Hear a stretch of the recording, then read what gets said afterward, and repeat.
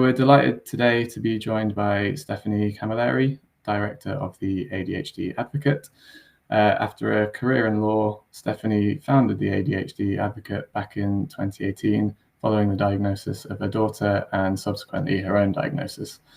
There are some really interesting themes that Stephanie's going to be covering today, and I personally can't wait to hear them. So I'll stop talking and let me pass over to Stephanie.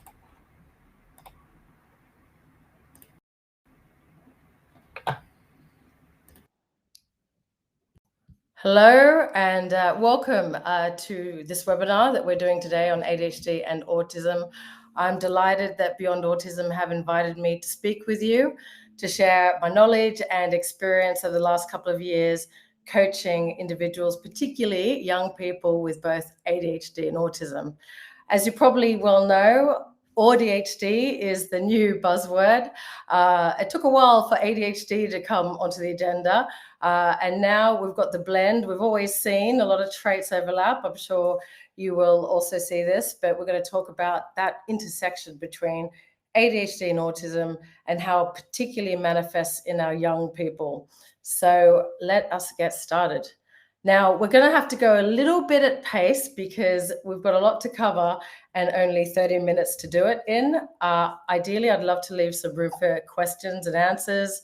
However, if we don't get to questions and answers, please do feel free to email us and we can provide some answers to you either via email or a chat. But firstly, I want to start off this presentation with talking about a specific message, a letter that one of my clients with AuDHD, a young man in high school that I was helping understand his AuDHD, but also was helping the parent on the EHCP side, trying to make sure that he was in the right school environment to meet his AuDHD needs so he could thrive. Now, this was a letter, and the slides will be shared to you. But just to give you context, and I'm sure if you've got kids with AuDHD, it's probably something that you're already very familiar with. So this is what his message to teachers, what he wanted to communicate to teachers about his AuDHD. I want to be listened to and understood. I want you to have more patience with my thoughts, feelings, and ideas. I want to be taken seriously. I don't want to be punished for my outbursts that I often can't help. I want to be able to express myself better so I can be understood. I want to be able to understand you when often I don't. I need proper reasons why you want me to do something. It often doesn't make sense to me. I have anger issues which I'm trying to control. Being in a school where teachers understand my ADHD helps. It's easier being in a school environment where I feel more accepted. Small classes help a lot, and teachers who don't pick on small things that don't really matter. That annoys me a lot. I need a lot of positive encouragement and not keep having people tell me how bad I am and what I'm doing wrong. I just feel it sets me back and it upsets me, so I don't want to do well and then won't listen to anyone. Now, yeah, this was a gift. I definitely saw this as a gift. This came straight from the heart of this young man. I'm happy to say that now he's absolutely thriving at university. He was at risk for a while there, but through the coaching, we helped him really understand and be able to look through the lens of his ADHD and autism and to reframe, because a lot of our young people with ADHD, their negative self-talk is off the charts. And it isn't helped when they're not understood. As you can see from this letter, this young man desperately just wanted to be understood. This young man just wanted these small things that may happen, sometimes not so small, maybe some disruptions due to his ADHD or autism, but to kind of, for teachers to be able to let that go, not put a focus on it, not kind of view them in a bad light and kind of compound the negative messaging they're already delivering to themselves. Because what I've found over the years of coaching these young ADHDers, they are brutal to themselves. They set themselves the highest standards, and they often don't meet those standards of themselves. So they're already feeling so much guilt and shame. And so we as parents or teachers, by kind of focusing on the things that they're not doing well, the behaviors that may be not so acceptable, right? They know. They know what they did was wrong. They feel shame you can't imagine they feel for these things. So it doesn't help anyone, certainly not them or our relationship with them, to focus on these things. They know. They know. So I really just wanted to present this because very much this presentation needs to be kind of seen and everything you learned today in this context. So very grateful to this young man. And this is a letter I hand out at every TES SEN show I go to, any awareness trainings I do for schools. This is the first thing I hand out because it is so important for us all to be able to look through that AuDHD lens. Okay, so what we would like today, the aim of today's presentation, is to be able to help you look through the AuDHD lens, to take a strengths-based approach to AuDHD, to start shifting your mindset around the aim of education, which currently is independence. For us ADHDers, for AuDHDers, the neurodiverse, doesn't really work for us, sets us up to fail more often than not. No such thing as a self-made person, right? We've got to lean into interdependence, and we'll talk about why that's so important. And then ultimately, we want to help these young people unlock what is often massive potential. I mean, these kids, the young people I coach, the AuDHDs in particular, are so smart, so insightful, so compassionate, and actually they've got such huge ability to lead and make change. They are the pioneers, right, of the future. And we are currently massively failing them. And that's where I go on to this issue of the current landscape for our AuDHD as our young people in education. As we know, and all the figures show, the statistics in terms of emotional school-based avoidance is massive. It's a huge, huge worry. I personally went through the same thing with my youngest daughter. I've got 3 young girls, 2 of which have got AuDHD. And my youngest daughter, when she did the transition from year 6 to year 7, started school refusing, got into a massive panic. I've never seen her so anxious in my life before. First day of school, had no idea that that was coming because, you know, the induction went well. She met a new friend. So just assumed that, okay, yep, she's excited, wearing the uniform before school. But that first day picking her up, never seen her so, she had a panic attack and she refused to go back. And that first year, was basically hell. And I'm sure several of you will have been or may still be going through the same thing with your kids with AuDHD. There's so much about school when you've got ADHD and autism that is scary, right? That's, you know, these kids have got narrow windows of tolerance. And so when teachers don't understand, when the child's not used to that environment, when it's not feeling safe, we get resistance, understandably. Yeah. And I get it personally, having gone through it myself and coaching, obviously, young people that are facing these challenges. As a parent, it can be the most stressful time of your life for the entire family, the siblings. Children with AuDHD can get violent. And again, really important at that time to lean into interdependence, to be able to get as much support as possible. Do not try and support your child and go through this alone. I do not recommend it. Definitely lean into support, reach out to CAMS. They've got great courses like the NVR course, which I actually did, which saved the relationship. And now I'm pleased to say my daughter, my youngest, she's going to school regularly now. Never would have thought that would be the case in that first year. But because I stuck to the principles of MVR, and that very much aligns with the approach we take in our ADHD or ADHD coaching, which is to help, you know, the child look through the lens, us needing to look through the lens, leverage the strengths, and keep things safe, right? Really, really important. So this is a little bit about the link between EBSA and ADHD. So approximately 25% of children with ADHD exhibit some form of school avoidance. And that's due to emotional self-regulation issues, impulsivity. But one of the big ones is rejection-sensitive dysphoria. Now, if you haven't heard of rejection-sensitive dysphoria, then I was going to say you're in for a treat. It's not exactly a treat. Definitely not experienced by AuDHDs as a treat. It is the most crippling aspect of AuDHD. Dr. Dodson in America came up with this concept, having done a lot of work with people with ADHD, and found that 99% of ADHDers have rejection-sensitive dysphoria. I'm going to refer to that as RSD, and we're going to talk a bit about what this looks like, what to expect in our young people as a result. But from what I've seen in the last 7 years of coaching people with ADHD, I would say it's 100% of ADHDers have RSD. And what I've also seen over the years is when you add autism to the mix, so for our AuDHDers, the RSD is worse. It's worse. It's crippling, absolutely crippling. And I think you're going to get a much clearer lens of your AuDHD child after this, which is going to make all the difference, honestly. So EBSA and AuDHD, the sensory and social challenges of autism, they're exacerbated when you've got the ADHD on top of that, and the anxiety is just debilitating. So, these young people, what I've seen, these young people with that mixture, the need to fit in, the need to belong is even greater. And that kind of comes back to that need for safety. And we'll also explore that a little bit later.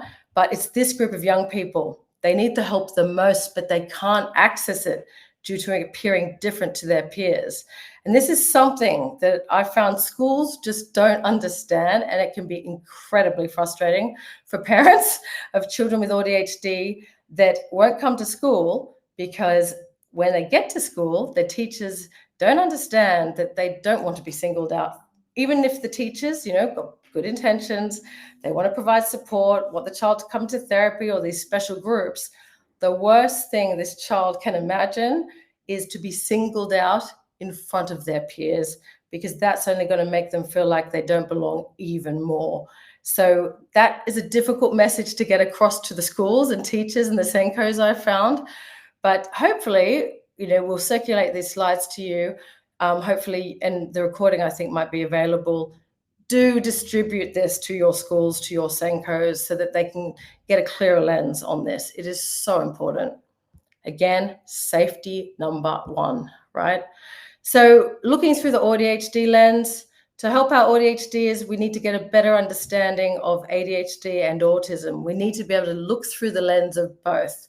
But keeping in mind, like with no two ADHD is the same, no two people with autism are the same, no two AuDHDs are the same. So this is really important, which is why this coaching approach that I'm going to encourage you to take to AuDHDs is so important, because no two people are the same. Never assume. Never assume. What I found in coaching as well and training parents is that we all have a tendency to look through our own lens in terms of expectations, in terms of how we communicate, in terms of, basically the outcomes that we're expecting. And it doesn't do us any favors, because we all have our own way of looking at the world, right? We all have our own pictures. I use this analogy that works really well. Quite often you're not going to be on the same page as the other person, even though you think your pictures are the same. They are not, right?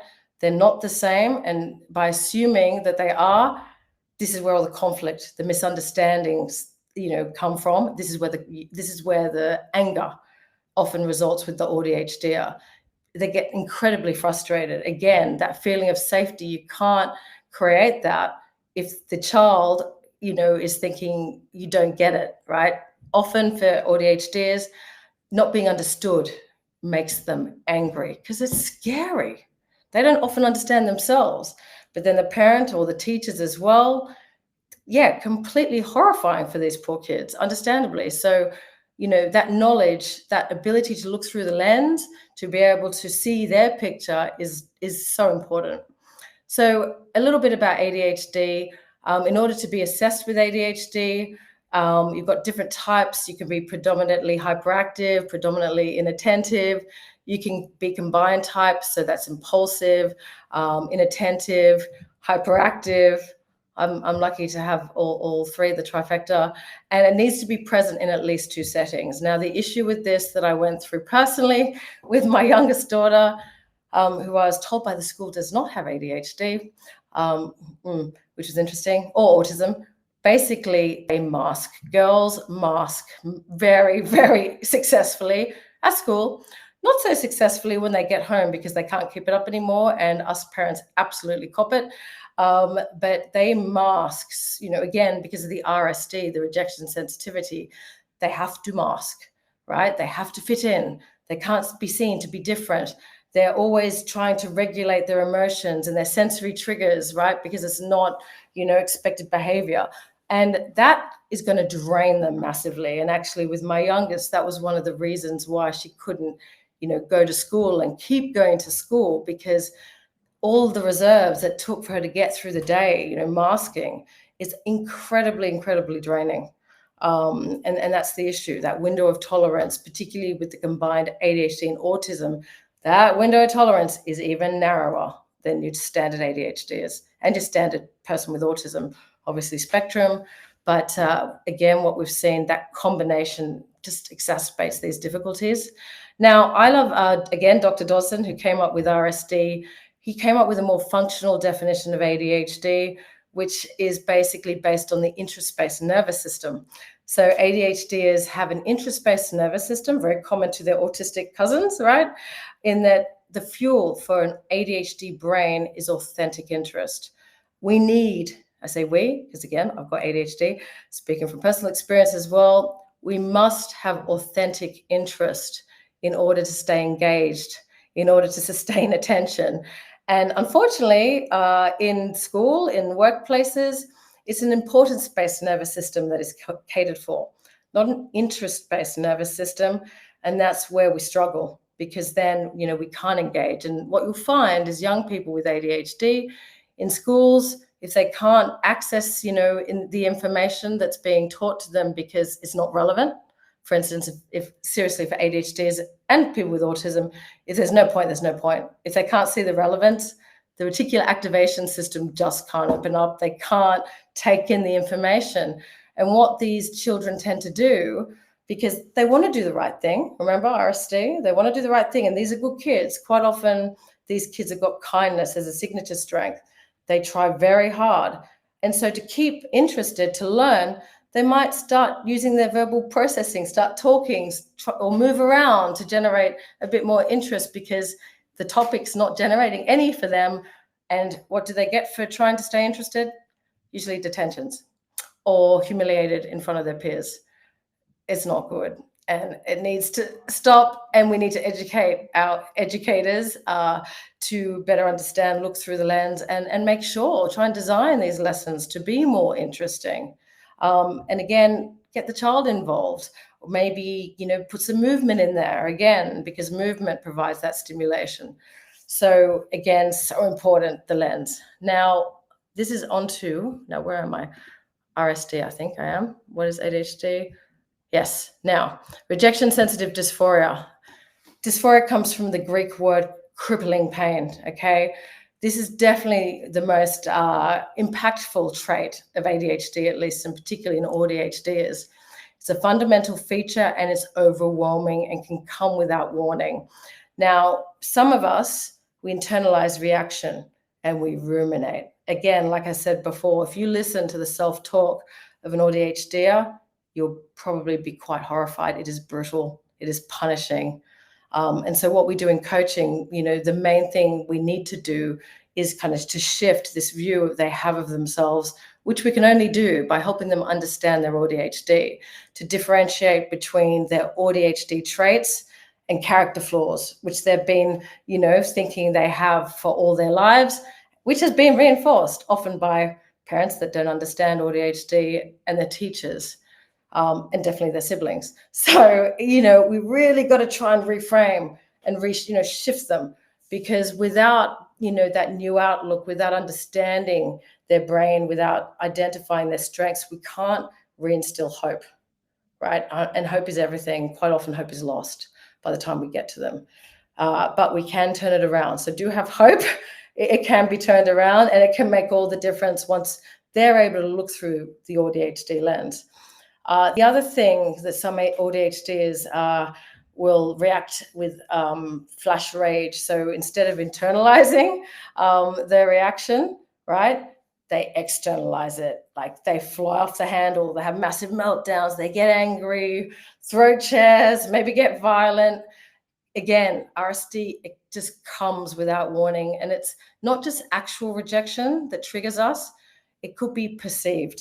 Quite often it's perceived, because quite often we're not actually being rejected. For example, getting feedback, what is actually constructive feedback for an ADHD or AuDHD will feel like an attack, literally.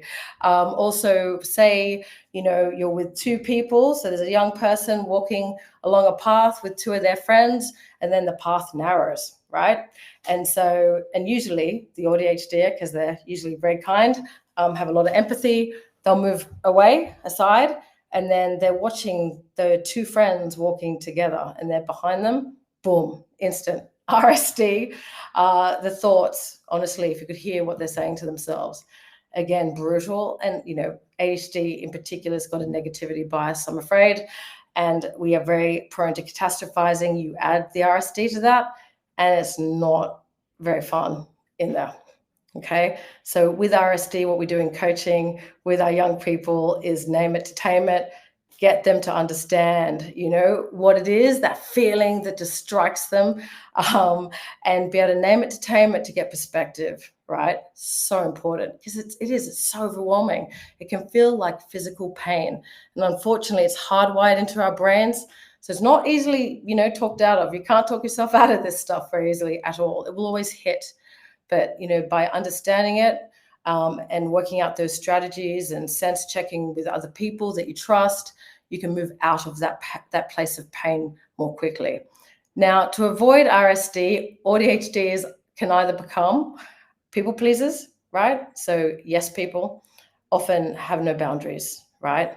Now, with my young girls in particular with AuDHD, this is one to watch, everyone, okay? Because it's very important that AuDHDers, particularly the young people, that they know what their standards are, know what their needs are, know how people should treat them, okay? Because when you're a people pleaser, it's what we do is we lower our standards and we meet everyone else's needs. Everyone else's needs, we don't matter. Like, honestly, if you ask quite often an ADHD mindset is, I don't matter, right? Because they have to please. Because RSD is the worst possible thing. And again, you add all the guilt and shame in addition to the RSD, and yeah, you've got an AuDHD that is going to definitely be at risk of abusive relationships, right? Of never fulfilling their potential because they're never setting and following their agenda. They're following everyone else's. So that's something we do a lot of work on in coaching. Chameleons, again, part of the people pleasing, to not have any needs or wants, right? We have young people and even adults come to us in coaching. They don't know who they are. They don't even know what they like, right? Because they've never afforded themselves that privilege, because to do so could cause RSD, because they need to be people pleasers. So, they lose their identity. So that's another thing we very much work on. And the signature strengths, helping them work out what they are, is a really good start. Now, you're probably familiar with the avoiders as well. Like, if I could fail at that, I'm not going to even try and do that, right? Because again, that failure will trigger RSD, and that is not something they'll avoid at all costs.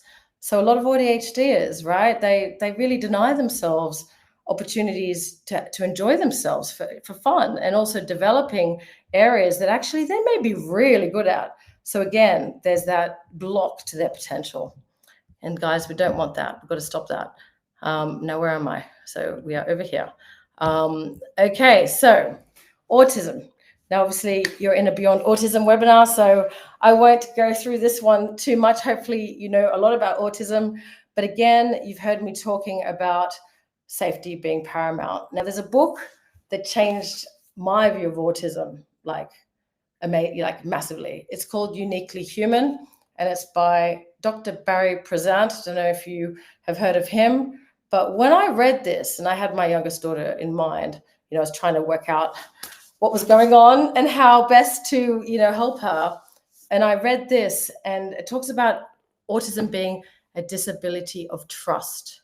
A disability of trust. So not trusting their body, not trusting the world around them, not trusting other people, right? And that distrust can stem from sensory overload, communication challenges, and repeated negative experiences, right? That, for me, just struck, because that's what was happening.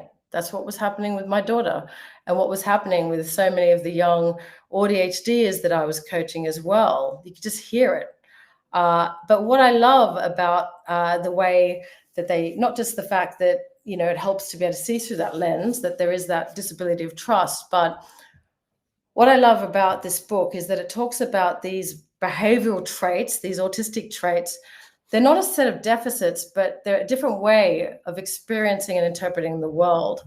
So these problematic traits, right, again, looking through a different lens, these are ways that people with autism cope with the world in order to function in the world, you know, in order to fulfill expectations, in order to be able to engage and participate in day-to-day life and relationships. This is how they cope. And we do not want to take away those coping strategies. And unfortunately, you know, when you don't have that lens, which is why I love this book, you know, a lot of people with autism are getting stripped of the very things that are actually helping them. So is it any wonder that they'd be even more anxious, right? So it's so important. And again, this really reinforced to me the importance of taking a coaching approach. Now, I know we don't have much time, so I'm going to whiz through these. You will have these slides, but as you will see here, we've got kind of the intersectionality between ADHD and autism. And this is definitely based on observations I've seen. And as I've said, the massive one is the rejection sensitive dysphoria. And also with our AuDHD is the need to roadmap, the need to map out the terrain before stepping on it. So important, because a lot of the AuDHDers, they see the car crashes coming. They see them. They're the canaries in the mine. So it's no wonder that they're so anxious. But on the other hand, it also makes them powerful, right? Honestly, the people that I coach that have AuDHD, the adults at least, they're all at the top of their industries. They are the managing directors, right? They're the CEOs, because it's that blend of that hyper focus and that kind of dedication, commitment, one track of mind, that really propels them to excellence. And the other thing that really strikes me, and I'm sure will resonate with you, is their unique empathy. Now, this is why there's so much stigma, so many misunderstandings around autism, saying that, you know, they don't, you know, have empathy. From what I've seen, they got more empathy than neurotypicals, people with ADHD. Honestly, the AuDHDers I coach, they're kind of crippled by having too much empathy, you know, because remember, they're the ones that can see around the corners. So every action they take, you know, for some of these AuDHDers, they will see the consequence. Oh, but if I do this, that person will be impacted. And but okay, I'll do that thing. Oh no, but then that other person will be impacted. And then they're stuck, right? I see it all the time in coaching. But yeah, these AuDHDers, they're massive problem solvers. The potential for leadership is huge, honestly.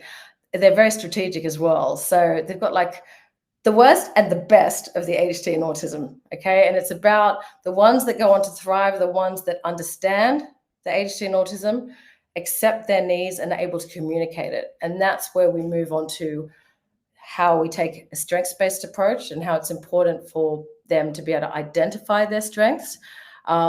So in all our coaching, we take a strengths-based approach. And these are the reasons why it's so important to take that strengths-based approach. It reinstills hope, reduces negative self-talk. It provides a huge source of authentic interest. It keeps motivation high, which is why I'd invite you to do the VIA signature strength test with your young people. These are some of the strengths that come up, at least for our ADHDers: curiosity, fairness, honesty, love, kindness, creativity. I think these are ones that actually I took from an AuDHDer, but it's really important to have these young people know what their strengths are, because quite often the reality, they're not able to access those strengths. For instance, kindness. Like when my youngest daughter used to have meltdowns, because we'd done this signature strength test and she had a poster, she was the only one in the family with kindness as a signature strength. Honestly, the only one in the family. And yet She was the one that was the most violent, having, conflicts and meltdowns. And her being able to go back and see she is kind, and she is. And it's actually the ones that are kindest and feel the most are generally the ones that are going to get most frustrated and angry and overwhelmed, and therefore sometimes can be violent.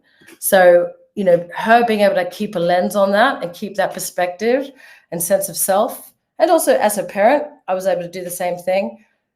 That's how you get through these tough times, right? You've got this vision of them. They've got a vision of them as well in their mind, right? That is greater than what is happening day to day. Now, the third thing we need to do is to lean into interdependence.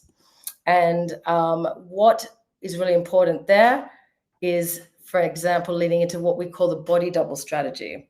So with coaching, for instance, it's so effective because it's having another person there, right, to hold them accountable, to help them understand themselves, for them to sense check. Again, it really lends itself to the safety that people with ADHD need. Now, kind of just finishing off, this is the main slide, and you will get a copy of this slide.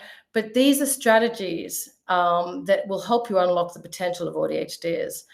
Like we said, it's really important you understand the ADHD and the autism, but keeping in mind that safety is paramount, that your relationship with them, it is the rock. It is the thing, the lighthouse, okay? We are the lighthouse as parents, and we need to be able to create space to hold the space for them, right? It's everything. That, again, trust. Helping people look through the ADHD lens, encouraging them to accept and communicate for their needs to be met. We talk about a principle called VAT in order to help ADHDers or people with autism to engage. So keeping things visible, accessible, and tangible as much as possible. Appealing to authentic interest, helping young people identify and leverage their strengths. Also helping young people get out of their own way, because we tend to make the wrong choices when given the chance. So again, a coach is really helpful to keep them out of their way and hold them accountable. So kind of removing the bad choices as much as possible. Creating opportunities for recognition responsive euphoria. Now, that's the antidote to rejection sensitive dysphoria. So praising, noticing what they do well, honestly, it just generates this euphoric response that completely will just take away that rejection sensitivity.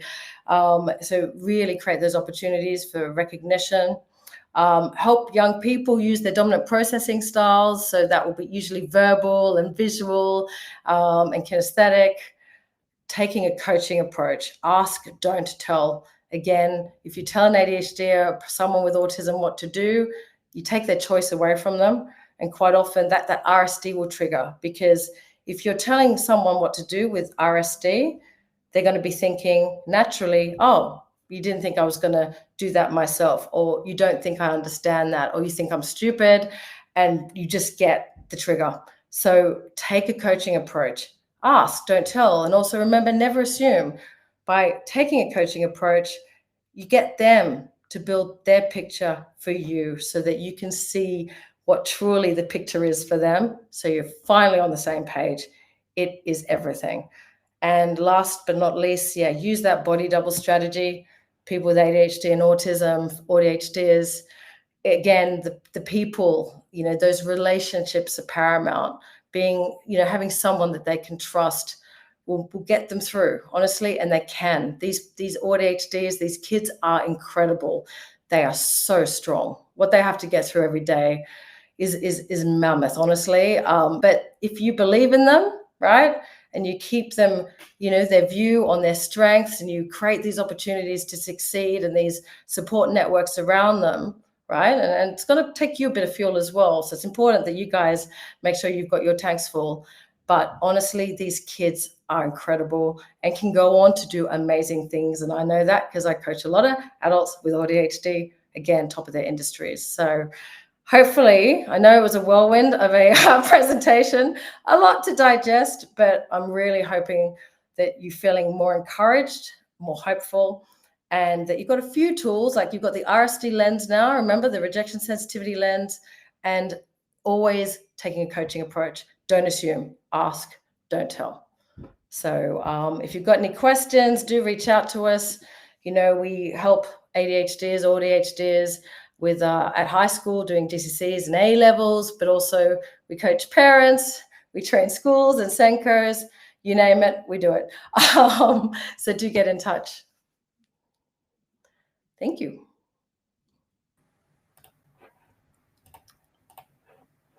Thank you so much, Stephanie. That was a fantastic session. And just looking through all of the comments, I think it has really resonated with a lot of people. We're running over slightly, but we have time for a couple of questions, I think, maybe. One question came in relation to the RSD manifest slide. And it was, can people become all three? Oh yeah, oh definitely. We cycle through, if one of them doesn't work, we often start as a people pleaser, and then if that doesn't work, it can often turn into more of the external manifestation of the anger. Yeah, it just depends on the situation, but yeah, we can cycle through all three of them, definitely. But some ADHDs kind of have a go-to, like they're completely avoidant, right? You might see, or they're complete people pleasers. Yeah. Brilliant. And there are a couple of questions around the MBR course and the VIA character strengths. Yeah. Yes. So we'll pop links to those in the follow-up email afterwards. Definitely. But yeah, if there are any questions that we've not got around to, we will follow up with those individually. But yeah, just to say a huge thank you to Stephanie for a fantastic talk.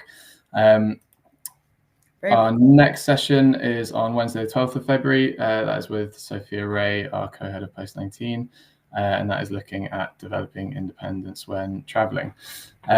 Also, if you are new to us or if you just want to reach out, then you can scan that QR code on screen now, or get in touch with us with the follow-up email later on. But yeah, a huge thank you for everyone for joining today, and we hope to see you next month. Thanks, everyone.